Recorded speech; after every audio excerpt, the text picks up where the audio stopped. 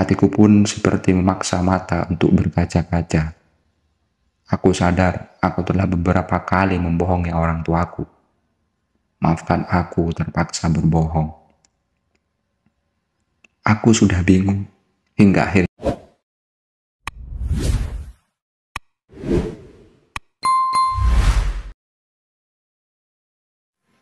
Inilah aku yang terpaksa membuka mata hingga larut malam untuk perkara sia-sia. Aku yang telah malu mengaku sebagai mahasiswa, lantaran aku sudah putus asa menyelesaikan tugas skripsiku. Orang-orang hanya bisa membuat dugaan demi dugaan yang sungguh tak adil bagiku.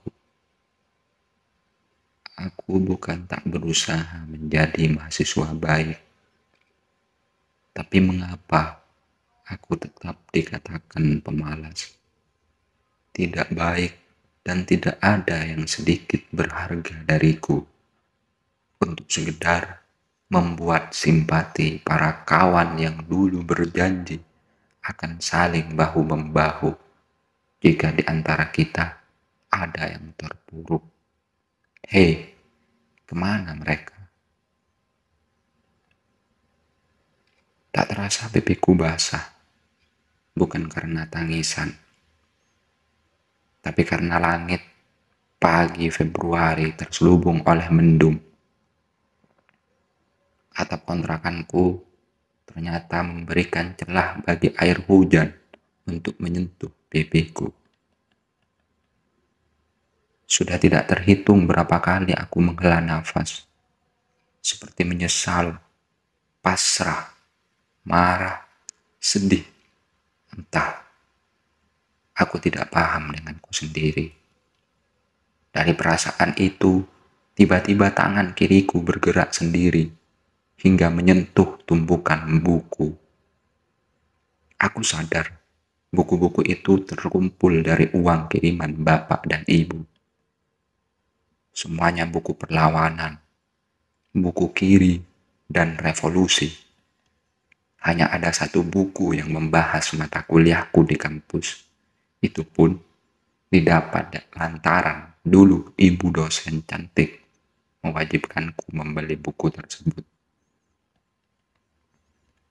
Bola mataku mengikuti gerak tangan kiri hingga aku terus memandangi tumpukan buku. Pikiranku melayang tak tentu arah, mengingat kembali sejarah hidup yang tidak sempat aku tulis, tapi semuanya membekas dalam benakku. Aku kembali larut pada masa awal aku bingung masuk kuliah, melewati masa orientasi kampus bersama para senior yang telah menyita perhatianku waktu itu. Saat itu aku cukup kagum kepada mereka. Berretorika, menghipnotis tumbukan maba yang tidak tahu apa. Bahwa menjadi mahasiswa harus kritis terhadap keadaan dan melawan penindasan, kata mereka dulu. Tapi sekarang aku berpikir, apa benar para senior dulu itu? Dan bagaimana kabar mereka sekarang? Masihkah konsisten dengan perkataan mereka 6 tahun lalu? Aku terus masuk dalam lamunanku. Ponselku tiba-tiba berbunyi. Buyarlah lamunanku yang sebenarnya belum tuntas. Ternyata ibu menelpon dari rumah. Katanya, "Nah, apa kabar? Sudah luluskah?" dua pertanyaan itu membuatku terdiam cukup lama. Hingga terpaksa aku lagi-lagi berbohong. Entah berapa kali. Tinggal 2 bab lagi, Bu, jawabku. Akhirnya, suara bapak terdengar. Nak, cepat lulus. Aku pun menjawabnya dengan singkat. Ya. Hingga aku cepat-cepat ingin mengakhiri obrolan dengan alasan masih akan melanjutkan mengetik. Padahal, judul skripsiku pun aku masih belum terbayangkan. Hatiku pun seperti memaksa mata untuk berkaca-kaca. Aku sadar aku telah beberapa kali membohongi orang tuaku. Maafkan aku terpaksa berbohong. Aku sudah bingung, hingga akhirnya aku hanya mampu menatap tajam tumpukan buku dan memberi penghakiman atas idealisme yang terpaksa masuk pada otakku yang tak mampu menggerakkan badanku. Aku menyalahkan pikiran kiri, sikap kiri yang telah dijejali oleh para senior yang tidak bertanggung jawab menghilang.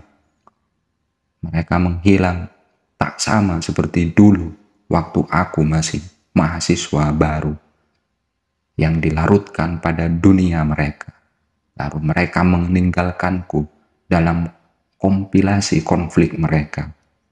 Semoga psikosomatis tak hingga padaku.